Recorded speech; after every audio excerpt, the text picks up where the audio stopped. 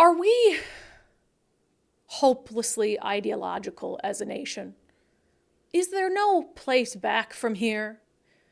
Are we so hopelessly ideological that we would rob an 82-year-old woman of the simple joy of swimming laps at her local YMCA simply because she doesn't believe that men can be women and that men should be in women's locker rooms?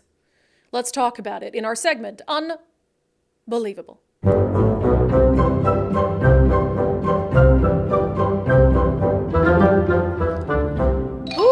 By now, I'm sure you have heard of the saga of now 82-year-old Julie Jaman. So Julie lives in Port Townsend, and for 35 years, she's been swimming laps at the YMCA. That's what, 80-year-olds, I always make fun of Nicole because one of her exercise classes is water aerobics. I'm like, you do realize that 90-year-olds do that, right? Like Julie. Julie's 82, right. Not 90. Let's not age her. So anyway, this story first came out back, I think it was 2021, 2022. It's a couple years old initially. And in fact, our friend Dory, I think, was on top of it, unlike any other, and had talked about then 80-year-old Julie Jaman being banned from the pool at the YMCA in Port Townsend because she's in there one day showering. I think she was naked. And all of a sudden she sees a guy in the women's locker room, and he was sort of escorting children in there, little girls. And she kind of asked him, for lack of a better, it wasn't very, she was like, do you have a penis? I'm pretty sure she asked if he had a penis, and he said yes. So wasn't subtle. But remember, this is an 80-year-old woman. She comes from an entirely different generation. And I think there's a lot of people across the age spectrum who aren't comfortable with a man being in a place where women are naked and showering and all these things. So she tells him to leave. He doesn't. Turns out he's a YMCA staffer, and she's immediately booted. Immediately.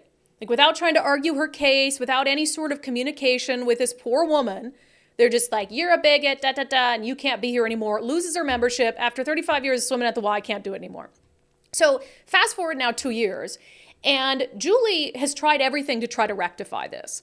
She's been absolutely vilified in her community, again, as being some sort of transphobe, bigot, and she really thought that the YMCA would come around and would give her her membership back and would maybe find a separate changing room where people who aren't comfortable with a transgender man being in the women's locker room. So anyway, she's now suing. She is now suing, seeking $350,000 in damages. And it's technically against the city of Port Townsend because it operates the swimming pool that's in the YMCA.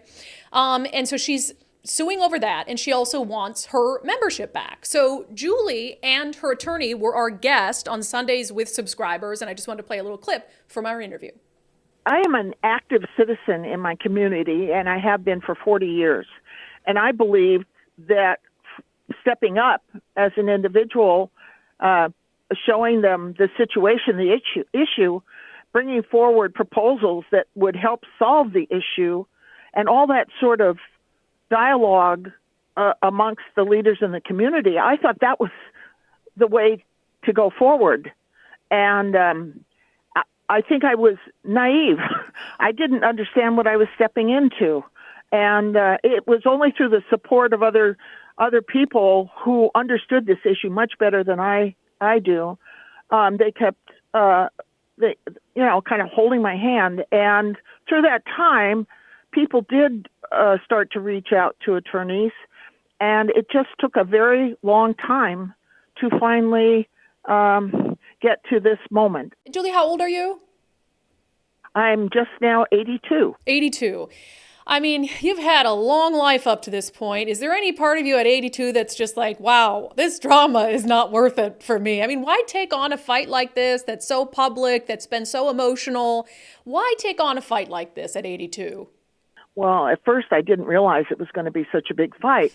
But once it started up and once I realized, I came to my own conclusions right on the very day, and that was that women and children no longer had safety and privacy. It was very clear to me something terrible had happened. And I've spent most of my active life being an advocate and an activist, particularly for women's issues. And I'm not about to stop now. And if this is the way it has to be, I guess I was the one that was put in the light, and we're going forward because over 50% of the population of the United States are females.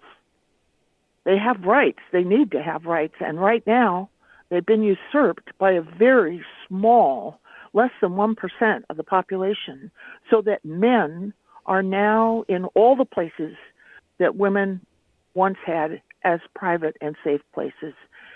I was an advocate for victims of domestic violence and sexual assault.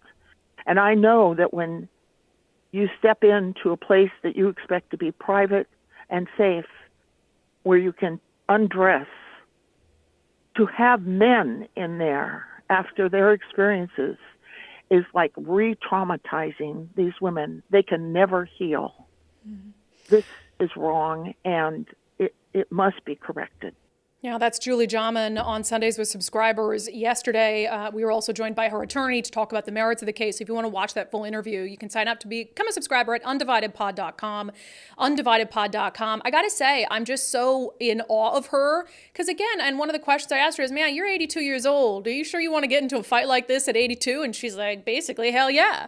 You know, for all the reasons she articulated there, is like, if someone's going to, I guess I fell into this position and I've got to stand up for women. And, you know, I think that, I don't know if I think reasonable people can disagree on this subject. I think it's reasonable for women to have concerns about a biological man in a dressing room where they're naked.